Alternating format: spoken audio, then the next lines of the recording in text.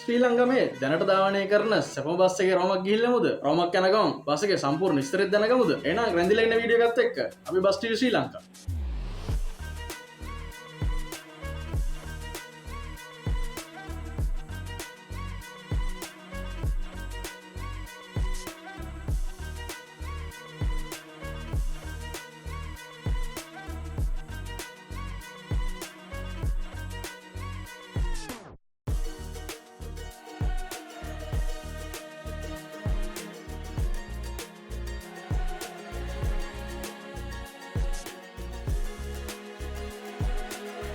ඉතින් මුලින්ම bus TV ශ්‍රී ලංකා අපිත් එක්ක එකතු වෙලා ඉන්න ඔයගොල්ලෝ සියලු දෙනාම ආදරෙන් සාදරෙන් පිළිගන්නවා මේ වීඩියෝ එකට. ඉතින් අද මේ වීඩියෝ එකෙන් අපි කතා කරන්නේ ශ්‍රී ලංකම සතු නැත්තම් ශ්‍රී ලංකා ගමනාගමන මණ්ඩලයේ සතු කින්වන් බස් රථ බලයනිය ගැන. ඉතින් මේ කින්වන් බස් රථ බලයනියට බස් රථ 9ක් අයිතියි. ඉතින් මේ බස් රථ 9 ලංකාවට මුලින්ම ගෙනාවේ 2019 වර්ෂයේ. මේ ප්‍රොජෙක්ට් එක ගැන කතා කරොත් මේ ප්‍රොජෙක්ට් එකට බස් රථ 37ක් ඇතුළත් වුණා. ඉතින් මේ වීඩියෝ එක කරන 2026 වෙනකනුත් ඊතුරු බස් ටික නම් ආවේ නැහැ. 2019 ගෙනාවු මේ බස් රථ 9 පමණයි තාම තියෙන්නේ. මේ ගෙනාවු බස් රථ 9 ලංකාවේ ඩිපෝ 6කට බෙදලා දුන්නා. ඒ ඩිපෝ 6 ගැන සඳහන් කරොත් එහෙම රත්මලාන සංචාරක ඩිපෝව, අරගම ඩිපෝව, කොටුව මධ්‍යම බස් නැවතුම්පොළ ඩිපෝව, පොළොන්නරු ඩිපෝව, මාවනැල්ල ඩිපෝව සහ මාතලේ ඩිපෝව. මේ බස් දුන්නේ රත්මලාන සංචාරක ඩිපෝව, අරගම ඩිපෝව සහ මධ්‍යම බස් නැවතුම්පොළ ඩිපෝව. ඒ කියන්නේ මේ ඩිපෝ තුනට බස් රථ දෙක බැගිනුත් පොළොන්නරුව මාවනැල්ල මාතලේ කියන ඩිපෝ වලට බස් රථ එක බැගිනුත් තමයි මේ බස් රථ 9 බෙදුනේ. මේකෙදී විශේෂයෙන් සඳහන් කරන්න ඕනේ මේ බස් රථ මේ මිලදී ගත්තේ මේ ඩිපෝ 6 විසින් සම්පූර්ණ මුදල ගෙවලා. සාමාන්‍යයෙන් නම් සිද්ධ වෙන්නේ රජයෙන් බස් රථ ආනයනය කරලා බස් ටික තමයි ඒ තෝරාගත්ත ඩිපෝ වලට බෙදන්නේ. මේ කාරණාවේදී මේ ඩිපෝ 6 විසින් සම්පූර්ණ මුදල එකතු කරලාමයි මේ බස් මේ මිලදී ගත්තේ. ඒක විශේෂ කාරණාවක් මේ ලංගම සඳහන් කරද්දී. බස් එකේ ඊතුරු විස්තර අපි වීඩියෝ එකේ ඉස්සරහදී කතා කරමු. ඊට කලින් පියම් මාතර බස් නැවතුම්පළට අපේ ගමන් සගය කවුද? මොන ඩිපෝයේ බස් එකද අපි යන්නේ? ඒ පිළිබඳව විස්තර කතා කරමු. එහෙනම් අපි වැඩි කතා කරන්න නැතුව කෙලින්ම යමු මාතර බස් නැවතුම්පළට. හරි, මම දැන් ඉන්නේ මාතර බස් නැවතුම්පලේ අධිවේගී මාර්ග බස් රථ පටන් ගන්න බස් නැවතුම්පලේ තමයි මම දැන් ඉන්නේ. අපි දැන් බස් එක නැගලා බලමු මගීක් විදියට කොහොමද බස් එක නැග්ගාම ඒ එක්ස්පීරියන්ස් එක හම්බෙන්නේ කියලා.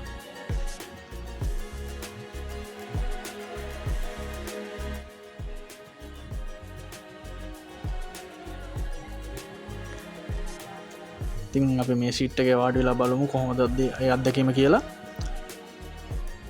මේක තමයි ලෙදර් සීට්ස් තියෙන නිසා හරිම සැප පහසු අත්දැකීමක් තමයි තියෙන්නේ. AC වෙන්ට්ස් ටිකත් තාම හොඳටම තියෙනවා.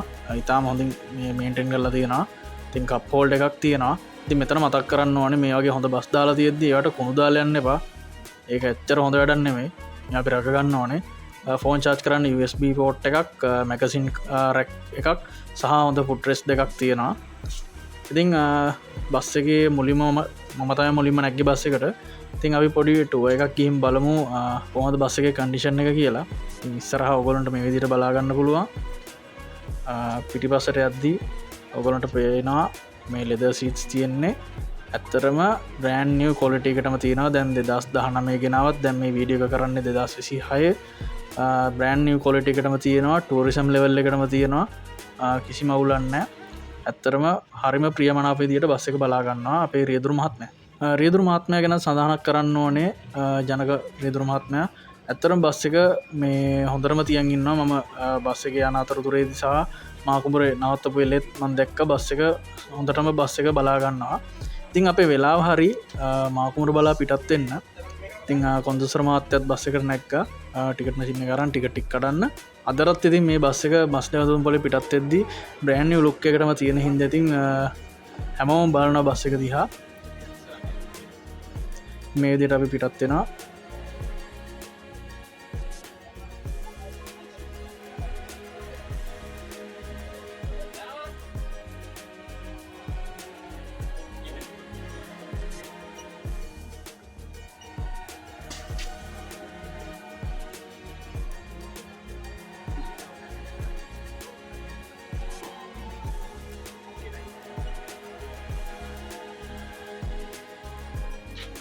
හරි, අපි පිටත් වෙද්දිම කොළඹ යන්න ටර්න් ගහන්න බලාගෙන සීගිරි එක්ස්ප්‍රස් අලුතින් දාපු මාතර කොළඹ සාමාන්‍ය ගාස්තු බස් එකත් මාතර ස්ටෑන්ඩ් එකට එනවා. තින් මාතර නගරය කියන්නේ දැන් අපේ මේ පිටත් එච්චලා පහයි කාලයි මාතර නගරය කියන්න ඇත්තනම කාර්බවල නගරයක්. ඉතිං බොහොම පරිස්සමෙන් ගමන පටන්ගන්න ඕනේ ලොකුදුරක් යන්න තියෙනවා. අපි හයිවේ එක පැය කමාරක් වගේ කෙටිකාලකින් ගියාට ලොකුදුරක් යන්න තියෙනවා. අපි මේ දියට ස්ටෑන් පාරඉඳලා ප්‍රධාන පාරට බස් එක දාගන්නවා. මෙතනම එහ පැති තමයි කතරගම වගේ ඉඳලා කතරගම තංගල්ල ඒ පැත්ති ඉඳලා එන බස්ස කොළඹ දක්වා යද්දී මෙතන වම් පැත්ති තියෙන බස් වලට එක තමයි නතර කරන්නේ. ඉතින් අපි එන වෙලාවෙ නම් බස් මොකුත් තිබ්බේ නැහැ. ඉතින් මේ වෙලාව හැටියට පහයි කාල කියන්නේ වලස්මුල්ල මහනුවර බස් එක එන්න ඕන වෙලාව අපිට හම්බුනේ නැහැ. සමහරට පරක් වෙලා යනවා ඇති.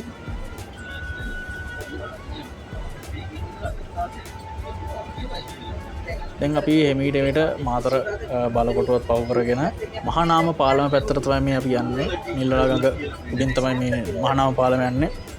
ඉතින් ඇත්තට මේකත් මාතර ජනතාවට මෙන්ම මාතර ජනතාවට මේ මාර්ගය බව දෙන සුවිශේෂී පාලමක්. ඇත්තටම හරිම ලස්සන දසුනක් තමයි මේ හවස් වෙලාවට හවස් වරුවේ මේ පාලම උඩින් යද්දී.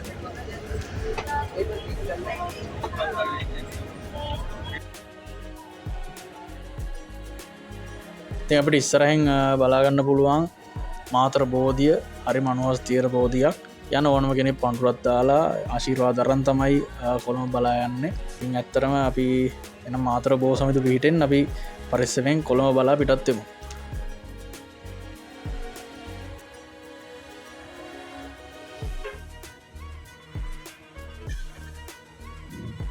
ඉතින් අපි මාතර බෝධියත් පව් කරලා නූපෙහන්දිය පැත්තට යන ගමන්නේ මේ ප්‍රධාන පාරේ.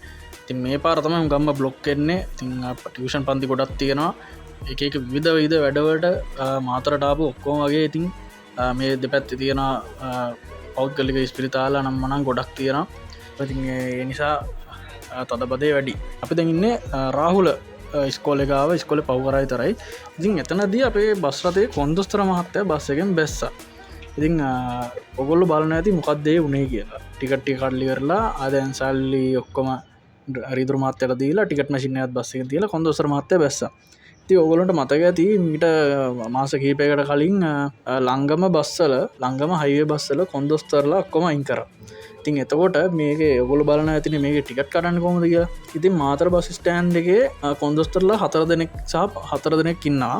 4 දෙනෙක් හරි 5 දෙනෙක් හරි ඉන්නවා. ඉතින් ඒගොල්ලෝ තමයි බස් එකෙන් බස් එකට ටර්න් එකෙන් ටර්න් එකට නැගලා ඒ බස් වල ටිකට් ටික කඩලා දීලා මගින් බහැලා ඊළඟට එන බස් එක ආපහු මාතර ස්ටෑන්ඩ් එකට යන්නේ. එහෙම තමයි වැඩේ සිද්ධ වෙන්නේ. ඒකෙන් ලොකු ඉතුරුවක් ලංගමට උනා කියලා තමයි වාර්තා වුණේ. ඉතින් අපි ඔක්කොම හන්දි ටික පව් කරගෙන හයිවේ එක ගාවටම අපි ආවා. දැන් අපි මේ විදියට බස් එක නවත්තලා ටිකට් එක අරගෙන පිටත් වෙනවා මාකුඹුර බලා. හරි අපිට අවසර ලැබුණා හයිවේ එකට ඇතුල් වෙන්න. දැන් මෙතෙන් පටන් රැට කිලෝමීටර් 100ක වේගයට යටත් අපිට මාකුඹුර බලා යන්න පුළුවන්. මේ බස් එක මොඩල් එක ගැන කතා කරොත් XMQ 6127 CY කියන මොඩල් එකට තමා මේ බස් එක අයිති වෙන්නේ. ආසන සංඛ්‍යාව 51ක් වන මේ බස් එක නිපද වෙන්නේ චීනයේ ෂියාමෙන් කින්ග්ලොන් යුනයිටඩ් ඔටෝමොබයිල් ඉන්ඩස්ට්‍රි සමාගම. මේ කින්ග්ලොන් බස් එකේ එන්ජින් එකේ විස්තර පිළිබඳව බැලුවොත් Euro 4 හෝස් පවර් 330ක Yuchai YC6L 330-42 එන්ජින් එකකින් සමන්විත වෙනවා. GIA සිස්ටම් එක ගැන ගත්තොත් 6 ස්පීඩ් මැනුවල් ට්‍රාන්ස්මිෂන් එකක් තමයි මේකේ GIA සිස්ටම් එක තියලා තියෙන්නේ. බ්‍රේක් පද්ධතිය ගත්තොත් ඉස්සරහා ඩිස්ක් බ්‍රේක් සහ පසුපස ඩ්‍රම් බ්‍රේක් පද්ධතියකින් සමන්විත වෙනවා. ඊට අමතරව ABS ද සහිත. සෙන්ට්‍රලයිස් ලුබ්‍රිකේෂන් සිස්ටම් එකක් වගේම අපි සස්පෙන්ෂන් එක ගැන කතා කරොත් එහෙම එයාබැග් 6කින් සමන්විත. අපි නිකන් කියනවා වගේ බැලුන් පද්ධතියකින් තමයි සමන්විත වෙන්නේ. 2 4 ආකෘතියට තමයි මේකේ බැලුන් පද්ධතිය පිහිටලා තියෙන්නේ. මේ බස් එකේ AC පද්ධතිය ගැන කතා කරොත් එහෙම මේකේ AC පද්ධතිය roof mounted bits කිලෝවොට් 37.216ක කම්ප්‍රෙසර් එකකින් බලගන්වලා තියෙනවා.